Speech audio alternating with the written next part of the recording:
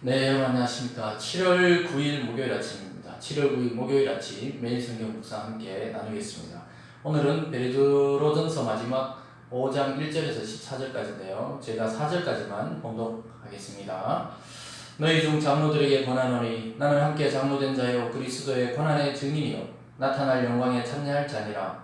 너희 중에 있는 하나님의 양무리를 치되 억지로 하지 말고 하나님의 뜻을 따라 자원함으로 하며 더러운 이득을 위하여 하지 말고 기꺼이 하며 맡은 자들에게 주장하는 자세를 하지 말고 양무리의 본이 되나 그리하면 목자장이 나타나실 때 시들지 아니하는 영광의 관을 얻으리라. 아멘.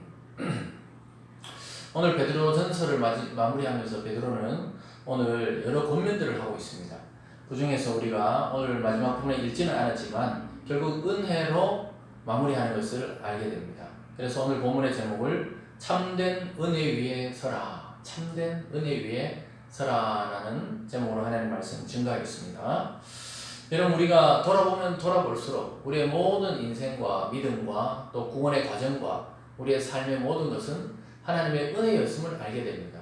우리가 이 땅에 태어날 때도 우리의 선택과 우리의 능력이 아닌 하나님의 사랑과 또 그 사랑을 통해 부모를 통해 우리는 우리의 선택이 아닌 은혜로 이 땅에 태어나서 또 그 은혜 속에 숨쉬며 살아왔습니다. 그리고 지금도 우리가 믿음을 통해서도 고난을 받고 있고 또 일반적인 삶을 통해서도 고통이 따를 수 있지만 이 과정 속에서도 하나님은 우리를 은혜로 이끄시고 결국 영원한 천국에 갈 때까지 이 모든 과정을 시작과 과정과 마무리를 하나님의 은혜로 이끌어 주실 것입니다. 그래서 은혜라는 것은 우리가 준비하지 않았는데 받는 선물과 같습니다. 하나님 우리에게 은혜로 일방적인 선물을 주셔서 구원에 이르게 했던 것처럼 이런 은혜들입니다. 근데 우리가 고난 속에 임하는 은혜가 정말 참된 은혜임을 깨닫게 됩니다. 평소에 모든 것이 은혜인데도 이것을 깨닫지 못하다가 우리가 모든 삶이 불편해지고 또 사고나 사건이나 재난을 통해 우리 일상이 멈추게 될 때 우리 일상이 얼마나 감사했던지 그 은혜를 깨닫게 되는 것입니다. 그래서 오늘 베드로 사도는 당부의 인사로 마무리하고 있습니다. 장로들과 청년들과 믿음의 공동체와 또 여러 성도에게 당부하면서 마지막 인사와 평강을 비는 모습을 우리는 베드로전서 5장 전체를 통해 알게 됩니다. 여러분 오늘 하루도 또 여러분의 일생이 여러분의 입술이 모든 것에 그 은혜에 감사하는 그러한 삶과 말과 행동이 되시길 주님의 이름으로 축원드립니다. 오늘 첫 번째로 교회 지도자들인 장로들에게 이렇게 말하면서 권면을 하고 있습니다. 여기 장로들이라 이 말은 현대교회 장로님들을 말하기도 하지만 목회자와 교회 전체적인 그 리더십 그룹들을 말한다고 볼 수도 있겠습니다. 그래서 교회의 최고의 리더십 그룹들 또 앞장서서 일하는 사람들에게 조심하고 또 어떻게 해야 되는지 권면하고 있습니다. 2절입니다. 너희 중에 있는 하나님의 양무리를 치되 억지로 하지 말고 하나님의 뜻을 따라 자원함으로 하며 더러운 이득 위하여 하지 말고 기꺼이 하며 이렇게 되어 있습니다. 여기 보면은 자원해서 해야 된다. 억지로 하면 안 된다. 이렇게 말하고 있습니다. 우리가 막 등 떠밀려서 목회자가 되고 등 떠밀려서 장로님이 되고 등 떠밀려서 교회 권사님과 집사님들이 되고 그런 것이 아니라는 거예요. 자원하는 마음으로 하나님의 은혜에 감동해서 그런 마음으로 하라 이렇게 말합니다. 또한 더러운 이득을 위하여 하지 말라. 그러니까 교회나 또 성도들을 자기 이익을 위해서 자기 사익을 채우기 위해서 이용하거나 또 교회를 이용해서 자기의 어떤 영날을 추구하거나 이런 것들이 있으면 안 된다고 이야기하고 있습니다. 여러분 그러려면 자기 개인의 사업을 하는 게 좋습니다. 목회를 그만두고 장로직을 그만두고 그냥 자기 사업을 하는 게 낫다고 이야기하고 있습니다. 교회는 이익을 추구하는 집단이 아닙니다. 어떤 일을 통해 이익을 볼 수 있지만 그것은 하나님 나라를 위해서 하는 것이지 자기 개인의 이득과 또 수익을 위해서 교회를 이용한다면 그것은 직분에 상관없이 지옥 갈 그러한 인생인 것입니다. 그래서 교회를 이용하면 안 되고요. 교회를 위해서는 헌신하는 자세가 필요하다고 이야기합니다. 3절입니다. 맡은 자들에게 주장하는 자세를 하지 말고 양무리의 본이 되라. 그리하면 목자장이 나타났을 때 시들지 아니하는 영광의 관을 얻으리라. 여러분 목회자나 또 교회 지도자나 장로님들이나 또 교회에 임직을 받은 사람들은 전부 자기 유익을 위해서 하는 것이 아닙니다.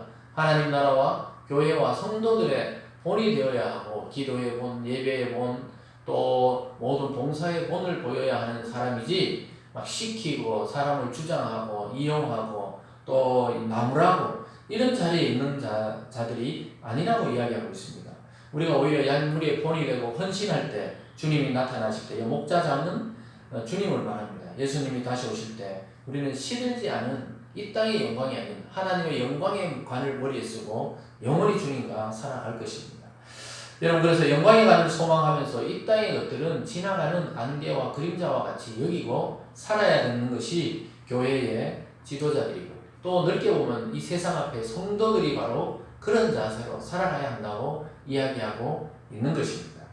오늘 두 번째로 청년들, 젊은 층들에게 이야기하고 있습니다. 좀 확대해 보면은 이 결혼하지 않고 또 아직까지 결혼했지만 젊은 층들에게 교회의 허리 되는 그 세대들에게 말하고 있습니다. 5절입니다. 젊은 자들아, 이와 같이 장로들에게 순종하고 다 서로 겸손하고 허리를 동이라. 하나님은 교만한 자를 대적하시되 겸손한 자들에게 은혜를 주시니라. 이 청년의 때는 교만하기 쉽습니다. 자기 힘과 능력과 열정과 또 에너지가 있기 때문에 무언가 다른 사람을 무시하면서 일하기 쉬운데요. 그러지 말고, 장로라는 것은 교회의 리더도 말하지만 또 여기서는 연배가 높으신 분들, 그 어른들을 무시하지 말고 겸손하고 또 순종하는 자세로 그렇게 교회 일을 하라고 이야기하고 있습니다. 딱 두 가지 단어입니다. 겸손과 순종을 겸비한 자가 참 그리스도인이고 참 그리스도인 청년의 자세다, 이렇게 말할 수가 있겠습니다. 그러면서도 젊을 때는 또 이 염려가 많죠. 염려가 많기 때문에 오늘 염려하지 말라고 또 이야기하고 있습니다. 7절입니다. 너희 염려를 다 주께 맡기라. 이는 그가 너희를 돌보심이라. 염려가 너무 많죠. 젊을 때는 이 길로 갈까 저 길로 갈까, 또 이것이 낫나 저것이 낫나, 또 이 여자하고 결혼을 해야 되나 말아야 되나, 이 직장을 가야 되나 말아야 되나, 이런 고민을 많이 할 때입니다. 또 단순한 고민이 아니고 철학적인 고민도 있고 또 인생의 고민도 있고 삶의 여러 어려움을 극복해야 될 고민도 있고, 지금 이 시대에는 직장과 또 취업과 또 결혼과 앞으로의 또 인생에 대해서 이 참 혼란한 시대를 청년들이 겪고 있습니다. 그러나 오늘 베드로 사도의 말을 빌리자면 너희 염려를 다 주께 맡기라고 이렇게 이야기하고 있습니다. 참 어려운 문제지만 여러분, 기도를 통해 자꾸 하나님께로 우리 문제를 던져버려야 하는 것입니다. 그럴 때 하나님이 여러분들을 이끌어 주시고 돌보실 것입니다. 8절입니다. 근신하라, 깨어라. 너희 대적 마귀가 우는 사자같이 두루다니며 삼킬 자를 찾나니 너희는 믿음을 굳건하게 하여 그를 대적하라. 이는 세상에 있는 너희 형제들도 동일한 고난을 당하는 줄 알미라. 또 믿음에 깨어 있으라고 이야기하고 있습니다. 겸손과 순종과 염려에 대한 이야기 하다가 결국은 뭐냐, 아직 젊을 때는 세상에 빠지기 쉽고 죄에 빠지기 쉽기 때문에 근신하고 깨어 있으라고. 왜냐하면 마귀가 우는 사자처럼 먹을 자를 삼키는 것처럼 여러분 주변을 돌고 있다는 것입니다. 언제든지 죄로 이끌고 언제든지 하나님을 멀리하는 그러한 사람으로 만들려고 하는 그 사탄의 계략이 계속 숨어있기 때문에 근신하고 깨어있으라고 말하고 있습니다. 그러면서 오늘 세 번째로 마지막으로 믿음의 공동체에게 베드로는 은혜와 평강을 이야기하고 또한 사랑의 인사로 마무리하고 있는 것을 보게 됩니다. 15절입니다. 10절입니다. 모든 은혜의 하나님 곧 그리스도 안에서 너희를 부르사 자기의 영원한 영광에 들어가게 하시니가 잠깐 고난을 당한 너희를 친히 온전하게 하시며 굳건하게 하시며 강건하게 하시며 털을 견고하게 하시리라. 모든 은혜의 하나님이 여러분을 불렀기 때문에 잠깐 고난을 당하지만 결국은 굳건하게 온전하게 하고 털을 견고하게 하려고 그렇게 하고 있다, 이렇게 말하고 있습니다. 12절입니다. 내가 신실한 형제로 아는 실로아노로 말미암아 너희에게 간단히 서서 권하노니 이것이 하나님의 참된 은혜임을 증언하노니 너희는 이 은혜에 굳게 서라. 지금까지 편지를 통해서 하나님의 말씀을 쭉 증거한 그 말씀, 그 말씀이 참이니 그 위에, 그 은혜 위에 믿음을 굳게 세우라고 말하고 있습니다. 여러분의 인생의 터가 무엇입니까? 여러분의 고난 중에 소망이 무엇입니까? 결국 온전하게 하시는 하나님의 은혜에 기대일 때 우리가 온전히 서게 되고 온전한 장성의 분량에 서게 되고 그리스도와 같은 그러한 분량까지 자라나게 되는 것입니다. 여러분, 그 은혜라는 것은 참 우리를 평안하게 하고 우리를 위로하고 또 우리를 깨닫게 하고 새로운 길을 제시하는 것이 바로 하나님의 은혜입니다. 그 은혜는 믿음의 터인 말씀 위에 하나님의 은혜의 그 소망을 가지고 설 때 우리가 흔들림 없이 고난 중에 고통 중에도 승리하고 나아갈 수 있게 되는 것입니다. 여러분 오늘 베드로 사도는 14절의 마지막에 이렇게 말합니다. 너희는 사랑에 입맞춤으로 서로 문안하라. 그리스도 안에 있는 너희 모든 이에게 평강이 있을지어다. 그 당시의 문화죠. 서로 입맞춤으로 문화하라. 그렇다고 지금 우리가 만나서 입맞춤으로 문화하면 안 됩니다. 이 문화권이 다르기 때문에 우리는 악수하거나 코로나 시대에는 그냥 팔꿈치 인사라든가 이렇게 인사를 하는 것이죠. 근데 이 말은 무엇이냐면 서로 위로하고 격려하라는 말입니다. 사랑의 입맞춤이란 말은 사랑의 마음. 또 앞전에 베드로 사도가 말했죠. 서로 뜨겁게 사랑하면 죄와 허물을 덮는다. 이렇게 말했던 것처럼 사랑의 입맞춤으로 서로 용납하고 서로 위로하고 서로 격려하고 서로를 도닥여주는 그러한 공동체로 나아가라고 지금 말씀하고 있습니다. 그러면은 평강의 하나님께서 여러분들에게 평화를 주시고 은혜를 주실 것입니다. 사랑하는 성도 여러분, 이 베드로전서가 오늘 끝납니다. 오늘 끝나면서 여러분 이 고난 가운데 있는 성도들에게 하나님 주신 말씀입니다. 참 고난은 누구도 겪기 싫고 또 고난이 길어질 때 우리는 소망을 잃게 되고 또 고난이 더 이상 길어질 때는 살 소망도 없어지는 것이 인간의 현실입니다. 그러나 오늘 말씀들을 통해서 고난 가운데 우리에게 은혜를 주시며 우리에게 평강을 주시며 우리에게 기쁨을 주신다는 사실을 잊지 마시고 베드로전서 전체 말씀을 통해 참 하나님의 은혜와 평강을 경험하시기를 바랍니다.